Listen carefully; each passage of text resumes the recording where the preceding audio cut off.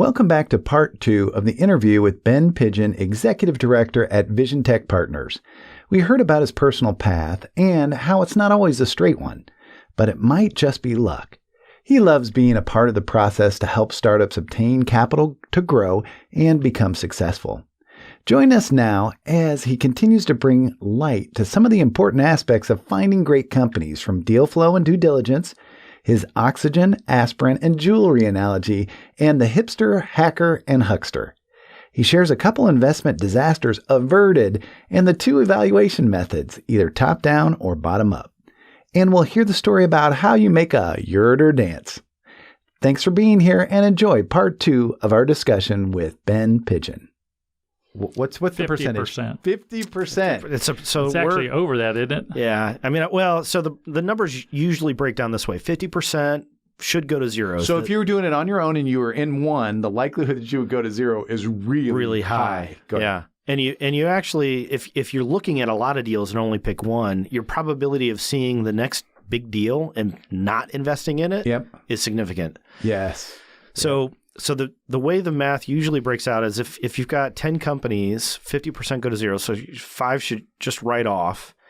Another 3 should probably get you anywhere from 1 to 2 return on your money. Meaning 1 to 2 means if you put in 20, you get 21 back, right? 25 back, or no, you get to 20 plus. Sorry. No, one time return gets you your money back. You just get your money back. Yeah. So you put it in there, it doesn't grow at all. You go wait for 5 years, and then they give you the same amount you invested back. And we talked to you and I, Ben, talked about the fact that the stock market, long haul, everything together is about 10% a year. So you've essentially put your money in and lost 5 years of 10%. Yeah. And so you're saying half of them go to 0.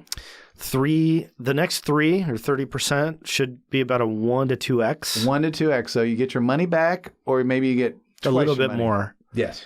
Or somewhere in between. Mm-hmm. It's not always perfect math like that. Yeah. And then the last, 1 or 2 that are standing are the ones that provide you the overall returns that justify the entire portfolio. And so that's a fancy way of saying that those 1 or 2 will crush it. It'll be awesome. Yeah. Which all 10 that you invested in, with the 5 going bad, the 2 or 3 that just kind of didn't really do anything, they will make the entire return to be that 20%. 22 to 27%. IRR. Internal rate of return. Yes. But well, so like we say, every one of our deals needs to have a potential for a 10x return, or we can't invest in it. You can't invest in a bunch of deals that have a potential of 2x and then don't perform that well. Yep. You got to have the one winner. And so that's why shortly after Ben got there and we were doing all the statistical, reading the reports and doing the analysis, the sigma, yep, bell curves, blah, blah, blah. You sound smarter, but... Yeah, I went to Ball State. But so what we did is we changed it, and that was what the industry was saying, is you got to get a portfolio of 20, and that brings your likelihood of having one of those be a 10x or more, goes up in the 90% range. Of course, it depends on your filtering and selection stuff. Yeah, but then that makes that whole portfolio work. All of the companies that pass through the filter have to have a really good management team, a large market, and a product that can create value. So that makes complete sense. So you got people that are running the show. If they're crappy, it's not going to go anywhere. We all know a good coach is kind of more difficult to find, but if you don't have a good coach, that's a bad thing. And the market needs to be big enough, because if you're selling to 3 people, how are you going to make any money, right? Mm-hmm. But once you get through the due diligence of looking at the big market, what'd you say else? The management team. And I think you guys have spent a lot of time evaluating the management team. And then the third category is product. So you got to have something that actually works, right? Yeah. And so on the management team, let me dive into each one of those topics a little bit more. The management team, we look for the hipster, the hacker, and the hustler. The hipster, the hacker, and the hustler. Okay, Hustle, now I'm baby. interested. Go ahead, baby. Hustle, baby. So let's hear this. The Oh, that hipster, the hacker, wasn't, and the hustler. cue the that wasn't music. ballroom dancing back. No. Oh, hey, do the No. mambo. Yeah. I don't even know the music for that. You're going to splice in some music right now, right? Yeah, well, I guess we could. Yeah, go ahead, man. If you start moving those hips, We're gonna the swivel splice- hips. We need to splice in Ben dancing. Do you have a video of that? I would Oh, yeah. love to like I this. do. Oh, look, Yeah. my phone Dude, send upstairs. it to me. then. Yeah. Oh, we'll put it. I We'll don't put know it up what there you're and going to do embarrass with you. it, though. Oh, I'm not going to give it to Congress, but I will put it out on the internet. The hipster is Hipster, the hacker, and the who? hustler. Hustler. Okay, go ahead. Yeah, the Sorry. hipster is the one that's got the idea. They're going to be the one that this is how we're going to change the world. Gotcha. This is what I know about it. Your hacker is your programmer, the one that gets stuff done, the operations guy or gal. And then the hustler. Any idea what the hustler is? He sells a big story, but has fluff in it. Sales. He sales. There you go. So Which one do you like? Is there one you like? at certain stages, I would say the hacker is my preference. But go ahead. certain stages, one guy's wearing all three hats, Oh, absolutely. Got it. and then Completely understand. as the company commercializes, those responsibilities are spread out, and the team has to grow. Right. There's not many Steve Jobs. Right. There's not many Elon Musks. I don't think Hardly there are any any Elon mucks. Mucks. That's right there. Zero. Wait, let's look this up. I don't have my phone. When we're drinking an adult beverage, sometimes it's a little harder. But Elon Mucks, got it. There you go. So it's important for all those characters to kind of play out and take responsibility and create value ultimately for the company and The for the hipster, investors. Hacker, The hustler. the hacker, and the hustler. I'm a hustler, baby. And, when we talk about the entrepreneurial operating system, which is just the way you run a company, we found that once you have the visionary and the operational guy, the integrator, that having that person, the same person do both really well is not Highly unlikely. going to happen very often. So you, like, what do you look at? I would imagine that depending upon what stage they're in their company would depend upon what you're looking for in that person, because they're going to wear all three hats very, very early on. They have to. Nobody else is going to do it. But then when you get a little bit further, what are you kind of looking at for the management team? Well, I mean, you want to see those personalities play out, and you want to evaluate them in the due diligence process. And so that's part of the function of the due diligence. Are you process. looking for all three then in the due diligence process? That's why I mentioned earlier that it depends on what stage the company is in, got it, right? got it. So you can kind of go down each one of these paths, and sometimes you can't, but it just depends on the stage of the company. Okay. And personally, as personal experience, personal opinion only, but if you got one person that thinks they're all three, I need to run for the hills, because almost every experience I've had there is horrible. I like teams of two, maybe three. When you get into 3 and 4, you end up getting one that's like, I'm not really going to do this. I'm getting, I got married recently. I need to go get a real job. I can't take this risk. And then they leave with a part of the equity of the company, the founder's equity, and now we got to figure out, do we buy them out? They're a distraction. So I kind of like those. I like the 2-person teams. Gotcha. Maybe 3. But the 1-person teams, which I used to get enthralled with, somebody come up and wave their hands and they talk a really cool story. Oh, I want to invest in your deal. I'm so good. Yeah. And then they're horrible because they don't want any advice, and they stick to their path. Like the pivot is a big deal. Do you run into pivots very often? Sure, of course. I'm setting you up. That is a setup. There's a forecast right there. In ballroom dancing, foreshadow. the pivot is very important. Do you put your foot down and move directions? Is that a toe pivot or a heel pivot? It depends. Or If is it's it a hip cha-cha pivot? or the Ooh, cha-cha. Just a hipster. yes. Ooh, the hips. Yes, absolutely. So the pivot's big then, huh? Well, the pivot's big because you kind of want to. The founder and company has limited resources. I agree. Right. And so if you've got limited resources, when you're going to hit the cliff of running out of money, do you stay the course, or do you try to pivot into a new market that might be more adaptable to your technology or your platform or just a bigger market or just a bigger market? Maybe it's idea, easier to unserved. access. Yeah, easier to access, underserved or whatever. You're absolutely right. Yep. So you're looking at the hipster, the hacker, and the hustler. The hustler. And so you're looking at all three of those. But you also had a couple. I don't know what's going on here. This feels a little weird, but it feels kind of fun. Why does it feel weird? So you're looking at the management team and what they actually provide. Then I forget the other two. Market. We're looking at the market. Yep. So PMF. Usually we like the PMF. Product Market Fit. Product Market Fit, okay. right. So are we just doing acronyms now? Yeah. MVP? Yeah. I've got one for the product, too, that we'll get into. Do it. So how about, you know what TLA is? Too late. I don't know. It's a 3-letter acronym that means... Three-letter acronym. He did this the other day. I did it too before on this one, and he doesn't remember. Stop. He just doesn't remember. I'm trying to forget anything you tell me. TLA. But you're doing really good. Or really well. Say? Yeah. Really well. Really well. TLA is a 3-letter acronym that means three-letter acronym. Because in the computer science side of things, software side, we need acronyms out the wazoo, only to be outdone by people who work with the government.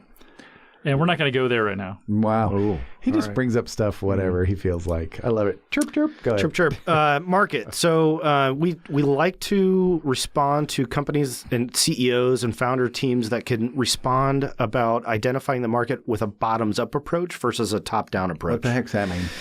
So we'll talk about a top-down approach would be, we'll get into storytelling mode here. So let's say that I've got a bowling glove. Whenever I wear the bowling glove, What the hell is a bowling glove? I'm going to bowl A bowling glove? 300 every time I wear Nobody. What? it. Bear with me. Okay, sorry. So It's an imaginary land. it's There goes the unicorn. maybe You know what? I wear gloves when I do ballroom dancing. we. You do? Oh, see? That's what I just said with your bowling. I mean, That's great. okay, Well, all right, let's say we're let's golfing. talk You got a about- golf glove. Let's talk do He about likes bowling. Let him go with bowling. Okay, sorry. bacon scented dryer sheets. Would that be better? Oh, I love bacon scented dryer sheets. Ooh, my shorts smell like bacon. Bacon. All right. So if I wear this bowling glove, I'm going to bowl 300. Got it. And okay, we say, how big's the market? The founder says, well, according to the Bureau of Labor Statistics, there's $10 billion spent on bowling every year. How much for gloves? Exactly. And that's the follow-up question. So that would be the top-down approach would be saying, according to some big entity that does a lot of research, Right. an annual spend is X. Right. And then you start to say, well, what does that number include? Right. Oh, there's $8 billion of it in real estate. 1.4 billion Well, so in you're balls. talking about TAM versus SAM versus Right. you do it. I don't know what those mean. TAM versus SAM. I'm probably The you could total do it. addressable market versus serviceable. What do you have access attainable to? market? Blah, Right. blah, blah, yeah, all that. Yeah. So then you start to break it down into okay, well, what are the bowling shoes in that market? What are the custom bowling balls and Right. what about the jerseys and alcohol sales and all of these other items that go into that $10 billion market? And you figure out that there's the bottoms up approach for the avid bowler that's going to the bowling alley 2 or 3 times a week and it's really important to him or her that they bowl 300 each time. That market might actually be 10,000 people or 50,000 people. I'm pulling stuff out of the air. I don't actually know, but So that's it's your service big to addressable small market. or small to understand exactly Pulling what's happening. out of the air versus chirp chirp. Yes. So then you got this understanding that maybe there's 10,000 people that actually like bowling gloves. And how many could they do? They got 2 hands. So maybe all of them buy 2 hands. No. The ambidextrous bowler market is way low. You're way overestimating. Oh my gosh. You're right. Because I'm sitting there thinking of baseball, like trying to make it bigger. No, it's easier to get a strike if you throw 2 balls down there at the same time. Yep. I am not a pro bowler, for God's sakes. Okay, so If you were I a missed pro the bowler, pooch on we that would have one. called you a kegler. A kegler? Kegler is a term for bowler. Really? I didn't know that. See, I didn't even know. You guys would know that if you'd ever picked up a bowling ball. So you got 10,000 possible hands, but maybe if they bought a second glove just because on Saturdays they want something that sparkles, I don't know. Well, and so then let's very small. carve that out even more. I mean, what if the bowling glove sells for $1,000? Right. But if you get a 300 every time, I'd pay 10,000. Wow. How many of those 10,000 bowlers have the capacity To spend 10 grand. to spend 10 grand? Well, are they angel investors? Maybe not. Maybe not. Maybe not. Who knows? So- That might be one of the Have they had hypotheses an that we exit got to yet test. that was better than 1X? Yes. So top down or bottom up? And you like the bottom up approach? Bottoms up approach is just a little bit more detailed because then you can get a sense of how have they critically thought through approaching the market and Gotcha. the problem that they're trying to solve. Okay. So now we got the management team. We got the market. What was the third one? The product. The product. The bowling glove. The product. We tend to we look at about 400 deals a year, and you tend to categorize them into 3 different categories. Ooh, Okay. I like this one. Wait. Listen. Oxygen, Yes. aspirin, Yes. jewelry. Jewelry. Oxygen. So you absolutely need it. Aspirin. I'll buy it because it solves a major pain point. Right. And Is that the oxygen? No, that's That's The aspirin. aspirin. That's Oh, aspirin. pain point. Yeah, that makes Right. sense. And we're staying away from opioids because those are bad. Right. Okay. Jewelry. jewelry. I'll buy it because I want it. Right. So a product like a smartphone solves all 3 categories. Right. Absolutely have to have it. Solves I a don't pain have mine point, right and now. you want it. Gotcha. Okay. Yep. Okay. So do you ask yourself that question every time? Oxygen, Absolutely. Aspirin and Yeah. jewelry. Where does the value get created? Where's that value chain? When does a customer see that first value? I mean, it might be a product where they pay for it and they don't see value for 3 months. How do we know that value is attributed to that product or that solution? And this is a great point because if you're talking about money and investing, it doesn't matter whether it's angel, VC, stocks, bonds, or otherwise. It's a way of looking at and really digging into what the investment is as far as like how far can it go? Because if it's absolutely necessary, whoo, that's important. If you want it, that's really good. And if it solves a pain point, it's like if you have the trifecta, that's absolutely beautiful. But you think about, we're in arguably the longest bull market in forever. History, yeah. History. Yeah, that's forever. So, but when we have that first little bear market come in, Yep. who's going to buy jewelry? A whole bunch of the market's going to stop buying Just drop jewelry. off, yep. Right, they're going to go away. So if you're investing in a company, which is going to take 4.5 years on average to exit, and you think that they might run into a little bit of a problem, and they're a jewelry company. Yep. But if they're an oxygen company, everybody needs them anyway. It's like toilet paper. I always talk about toilet paper. Up or down market, you're going to use toilet paper. I mean, I don't know about you. Do you just use your hand if like things Yeah, get you're tight? gonna buy this toilet is- paper. This is why we don't have alcohol in our.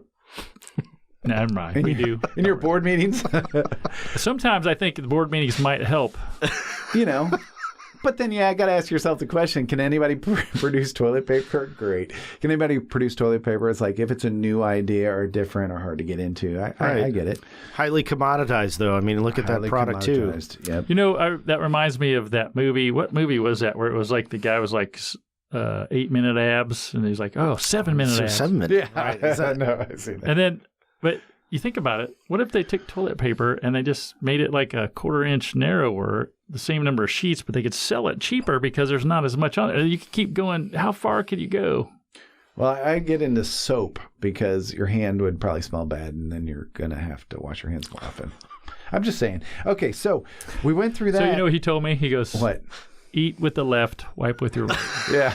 Well, I mean, that was the Middle East, man. I hope I got it right because that would be very, very bad. You told us a story about gold to lead. Can we talk Sure, about yeah, that? we Because did- we did that. That was foreshadowing. That was foreshadowing. That was the first pitch night, I think, that I ran at VisionTech. This is Really? right when I started.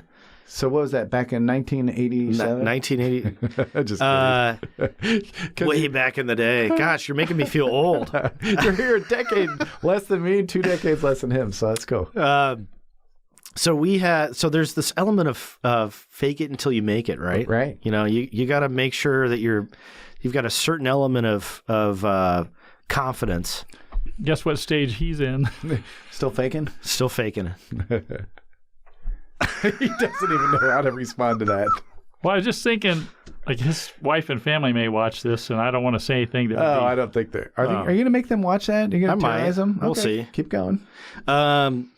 So we had a founder give us a pitch deck, and there was a logo slide. These are all the logos that we have Okay. All the local companies that we're working with. And it happened to be that one of the investors in the room listening to the pitch was very high up and responsible for a lot of the operations at one of those logos. And so in the middle of the pitch deck, he texts his tech guy, "Hey, what do you know about these guys? They're saying that we're working with them." Pitch deck, the presentation finishes. There's a lot of momentum. It's real exciting. He leaves. The pitch guy leaves. The entrepreneur leaves the room. And after he's left, we all stick around and have a little bit of a discussion that happens afterwards. Okay. And so he raises his hand at the end of it and says, "My name's so-and-so. I represent that logo. In the middle of the presentation, I text my tech guy. So whether we're working with this new company we're hearing the pitch from." Absolutely. And the response was, "Yeah, he dropped off a pamphlet 2 months ago. We haven't heard from him since." Oh, jeez. And all of the momentum in that pitch just left the room. Because there's a trust issue, right? There's a trust issue. And so he's up there saying that. So gold to lead. That would be gold to lead. I mean, he had a lot of momentum leaving. Everybody was high on it until that moment. So you've probably learned some really cool things from looking at all these entrepreneurs, and some of them, are full of, what is it, the hustler, up there saying, "Hey, this is how great it is." And then you kind of stick the pin in the bubble and it explodes. Yeah, that's kind of the purpose of the due diligence, right? Is you're kind of enamored with a 20-minute pitch. And think about, think about this. These entrepreneurs have practiced millions of times telling this pitch over and over, and it's a very compelling and exciting story. So if you're looking at all these guys, if you get 100 pitches, how many of them are you really thinking about investing in? We'll probably get through funding actually maybe 6 to 8 companies a year after looking at about 400. So it's a very competitive process. 1.5. All right. 1.5%. Wow. Yeah. He's a math guy. That's pretty easy. Carry the one. You know what I mean? Chisenbach. So it's crazy. When people automatically think you just throw money at the wall. Hey, stocks, I just throw money in there. You got to do some research. You got to do some due diligence. And you guys, when you're getting rid of half of them out of the gate already, you got to be extra, extra careful. That's why we only invest in stonks. And can you explain stonks? Because stonks are like stocks, but they only go up. They only go up. Okay. I've never seen a stonk. Diamond hands. A diamond. He's trying to be in with the younger crowd. I'm getting the younger crowd here, but I'll tell you, you have to have diamond hands when you're angel investing because there's nowhere to sell it. Oh, that's true. So you're going to hold it until the end. What are diamond hands? You told me diamond this hands before, but I ignored it. You guys know that if you take a piece of coal and you put it under extreme pressure for millions of years. Millions, just not like next week. Millions of years. Okay. You can make a diamond. Okay. So if you do your stock, if you grip a stock so hard that you won't sell it, you hold it, that's diamond hands. Oh, it turns into diamonds. Your hands do. I don't know about the stock. But you got to wait 100 million years. Diamond hands. And then good to know. If you sell it right away, as soon as it goes up like $1, bad news. That's paper hands. Oh, okay. So you're just kind of not in it for the long haul. Got it. Okay. It's like giving somebody 20 bitcoins to buy 2 pizzas or something. 10,000. And it turns out they're worth millions of 10,000. That's like 1,000. Diamond hands, that's true because in angel investing, the failures come early. And you've got to have the wherewithal to wait for the good stuff that's going to be happening later down the road. And it's crazy to think about the fact that they may come back a year from now and say, "Hey, I need more money." And you're like, "Oh, man, do I throw more money at this?" Plan on it. When you say may come back. Yeah, I know. Actually, you guys have more experience. Okay. I know. Actually, we just had an exit.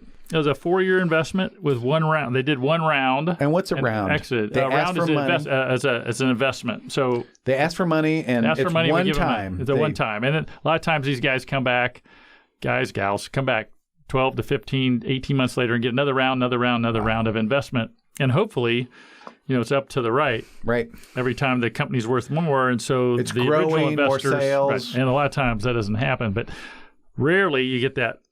You get 1 round goes in. And it takes off. And that was Oscar. I think Oscar took 1 round of angel investment in his company. No, he did 2. He did 2 rounds. 2 rounds. But But this company we were in for 4 years, one round, and then they exited, and we got a 5x return. 5x. I was part of that. Woo! And we invested through our fund as well. Yes, I got that. And disclosure, Ben's part of the fund. Yes. I'm not. But you know what? You know why he was so successful? He wasn't allowed to make the decision on what we invested in. I relied upon you. That's why I was so successful. The investment committee. I'm not even part of the investment committee. I'm the accounting guy. They're like, you're the accounting guy? Oh my gosh! Get all my money out now. I'm very creative. Exactly. Get my money out now.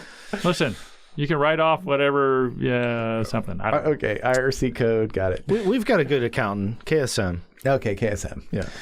But that's funny. That's funny, though. You guys have had some good exits already. Capital efficient, though, is what Tony was going towards. And when you can be capital efficient, you can that. And what does that mean, capital efficient? Capital efficient means not burning money and giving yourself salaries in excess of what the stage of the company is, and choosing where to spend your investment dollars so that it creates value. Capital inefficient would be burning through a lot of investor capital without reaching any significant milestones. Gotcha.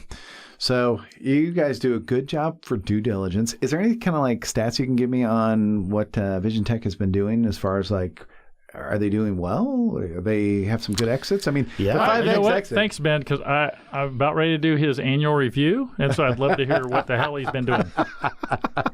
So can you beep that out? Sorry. Yes. Yeah. No, we're doing. I would argue we're doing really well. I mean, last year we invested $3.1 million into 15 companies, and 3 million, 15 companies. Got it. Yep. And we returned $4.3 million. Wow. So returning 4.3. Not the same companies. Not the same companies, and different. Sure. Those were invested in prior years, but. Yeah, I mean, when you have that kind of deal flow, and then there's a lot of syndication that happens, is probably another metric that we have. What's syndication? What does that mean? Syndication is when you participate with another investor in a round. So a company might be in our investment group. So a company might be raising $1 million, and one group might write a $250,000 check, and so they go out into the market of other angel investors and say, hey, jump in, the water's warm. Right. Here's our due diligence. This is what we've done. This is what we like about the opportunity, and you should join us. And I think that's interesting because I think the key to this is that what was the statistic that you and I were talking about, which is if somebody is successful, the likelihood that they'll be successful again is greatly increased, right? It's about 5 times more likely to return investor capital. Exactly. So for you guys have been doing it since, was it 2014? Okay, so 2014. So you're 6, you're pushing 7 years now. And the thing is you're still around. You're returning some good money. How many zeros have you gotten? 1. 1 out of how many? 10. So you're 10%, and shoot, man, that's 6 years ago. So you guys are getting better. Your due diligence is getting better. You're now amping up the actual deal flow, which is really cool. Yeah. So there are a lot of things that are going right. More money coming in. Well, and I want to put a little asterisk on that. Okay. Because Indiana, a lot of states are trying to encourage people to start businesses in those states because those businesses that are successful generate a lot of jobs, create a lot of taxes for the state. Yes, please talk about this. So they've got this thing called the Venture Capital Investment Tax Credit. So people who invest in high risk startup companies, there's the state gives you a 20% credit. So if I invest $10,000 in a company, I get $2,000 off of my state taxes, not my federal, but my state. And so a lot of people are like, ask the question. We're doing a deal. Hey, does that get the VCI tax credit in there?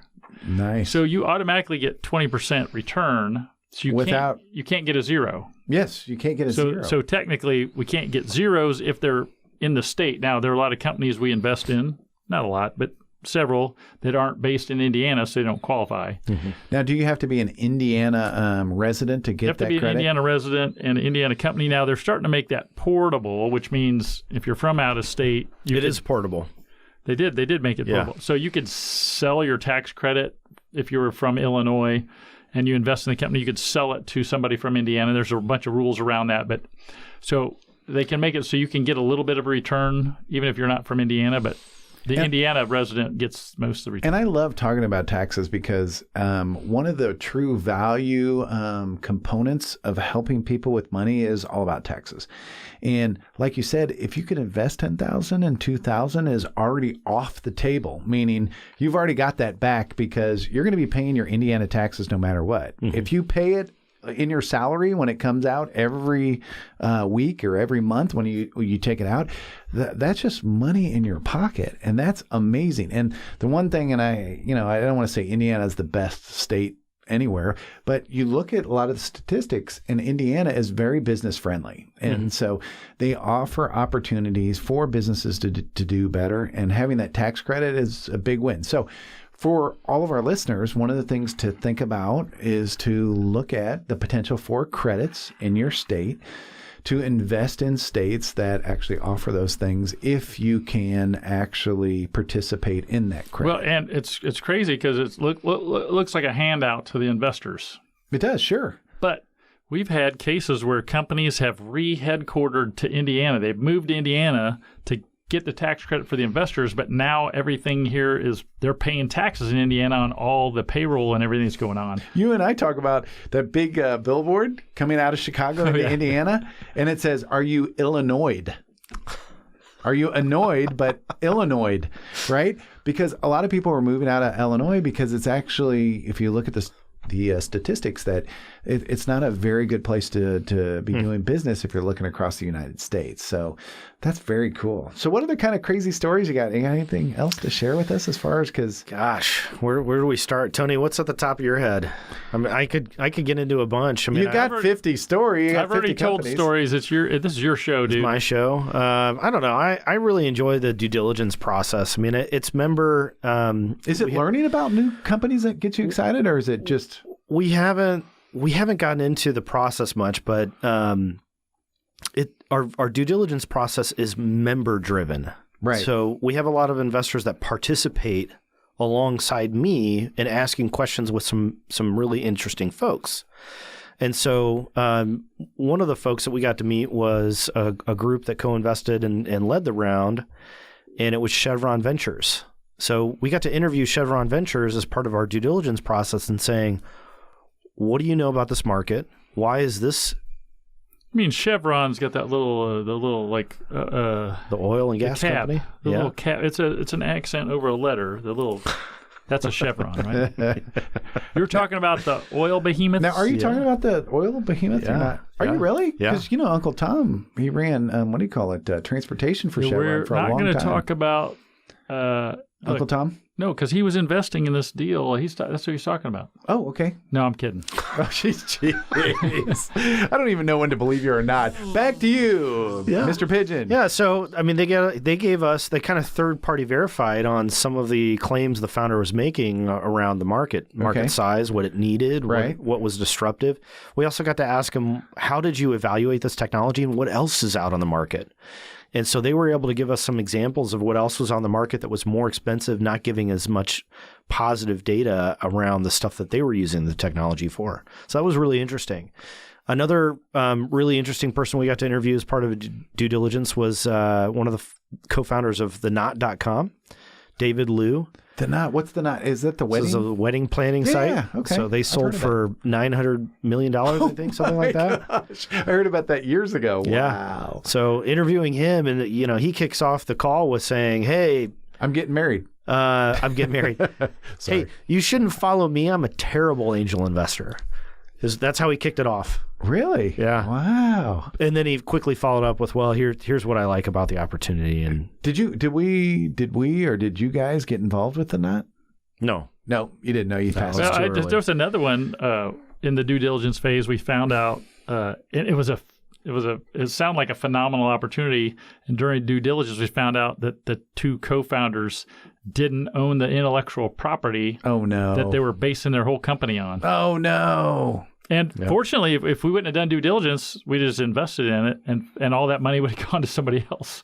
Oh no, that's like crazy. Yeah, that's a good story. So it's not a good story. Yeah, it's no, it is. It's a good save. It's a good save. But it's but we spent all the time to dig into it, and find that out. And it cost us a lot of time because they won our competition, our screening competition, went in front of our investors, and then we had to come back to investors and go, hey, good news, bad news.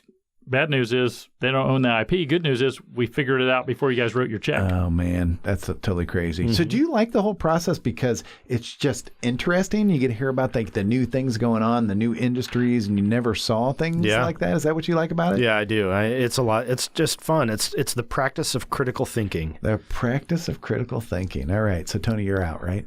But I don't even understand the question. I could see, exactly. So I could see how that would be interesting. Like if you're somebody that loves to learn new things and, looking at problems completely differently, I think that's pretty cool. I mean, when you invited me to the pitch nights, you're just sitting there going, who the heck thought this thing up? I remember, what was it, the diesel engine where they could save 40 million gallons of diesel a year with this little thing they put on the engine. I'm like, what the heck? That's awesome. How about a little device that makes the ureter dance so that you don't accidentally cut it? Yeah. What's a ureter? Exactly. Yeah.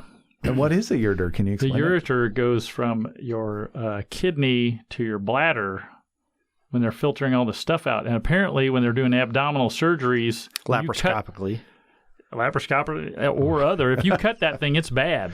Really? Like you gotta call in a specialist. It's a complicated surgery to put it back together. Hospitals, lawsuits, blah blah blah. This guy came up with a way that you put a little electrostimulation, blink, and it makes it dance. And then the doctor's like, "Oh, stay away from that." No way! Isn't that crazy? It's awesome. They have a beautiful business model. Making money? Great founder. It's so slick. If only Kobe, my son, would have come up with that instead of arc welding my damn grill. He'd have figured out how to stimulate the ureter. Did you hear about that? He arc welded the grill. I forget, but yeah, the ureter. My ureter itches, right now. So I bet it does. But there are so many of these. And if you guys are doing 400, by the way, he's got a teeny little bladder. I got a teeny little ureter. So, when you have 400 that you see come through, yeah. Quite a few of them have to be a decent idea, right? It doesn't necessarily match all of the management and the industry and all that stuff, but they're conceptually interesting because didn't we hear the one about Purdue where they were flying over these remote control planes where I can't remember. Yeah, to check the power lines. Because it was taking so long to do manual inspections that the drones were going to make it so they could do 5 times as much. Mm-hmm. We saw that up at Launch Fishers. Yeah. Yeah. But that one was cool. But I thought there was something about crops too. It's like they fly these remote control planes over the crops, and they could. Purdue had another one where they had sensors in the ground to check water? All kinds of status on the water and humidity and all that for wine growing for grapes to get. I think they're still going. Vincennes, yeah. Yeah, I think they're still go. I think they've raised some rounds. Yeah, we saw them early on. That was a professor and some students. Yeah. Yeah. But the thing is, though, is that you look at the world so differently once you're exposed to 400 to 600 of them a year, and you're just seeing all these really neat things that are going on. Yeah, Resonado is another one, the speaker technology company that we've got. The Resonado? Resonado, yeah. What does that do, speaker? So it's a speaker technology company that converts the traditional speaker design is conical and it's got a magnet on one side and it's maybe round. The speaker. It's round. I didn't know what speaker he's talking about. I was like, someone who's talking, or you're talking about the box. Sorry, yes. That actually produces the sound. Is the speaker. Yeah. But it's conical, and what? So it takes up a lot of space. Traditional one takes up a lot of space. Yeah. They have a flat technology speaker that kind of compresses all the speaker that you need into maybe 60% of the original depth. Dude, that's crazy. Think about speakers in cars, and they put a cool sound system in. It takes up all the space in the doors and the dash. Yeah. And they could crunch that all down. Dude, that's crazy, man. And then multiply that by how many cars, Teslas or other, that they might be. Yeah. And we got another one that's really interesting is a flexible battery company that we invested in. What's a flexible battery? So they can produce a battery that you might wear or put in an IoT device, and it kind of enables disposable computing. Oh my gosh! And the company that started, they created a Henway. What's a Henway? About 2 pounds. You totally. I'm sitting here taking you serious, and you just like, what's a cow say? What's a cow say? Moo. Yeah, got it. Okay. So, but all this technology. But all this technology is pretty cool. If you ignore my brother-in-law, which I don't know. Can you get a divorce from your brother-in-law? Well, just talk to your sister. Okay, I will. But don't talk to her too much. I don't want you to convince her. Okay, sounds good. But there's got to be so many super cool ideas that are out there. And every time I go, I just kind of get... What's the right word? Reinvigorated by the amount of creativity that's out there and for things to come, solving highly complex sometimes incredibly simple ways to just resolve an issue. And I think that's so cool. Yep. But I know we're pretty far along, and wow. We had some good coverage. Is there anything you want to say before you check out and say goodbye? No, hey, check us out on VisionTech-Partners.com. Sign up for our newsletter. VisionTech-Partners.com. Yep.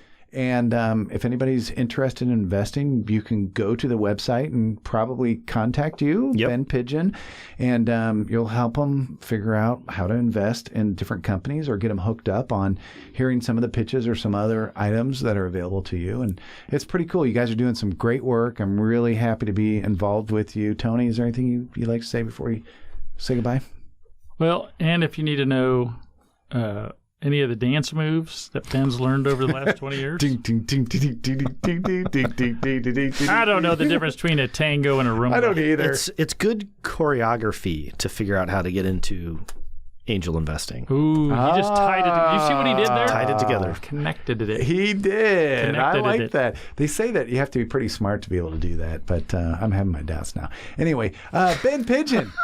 Thanks for being here. We really enjoyed it. We'll have this thing up and going, and all right. Can't wait to talk to you again about some of the updates. Thanks, man. We're going to wave goodbye. See ya. Bye. Goodbye.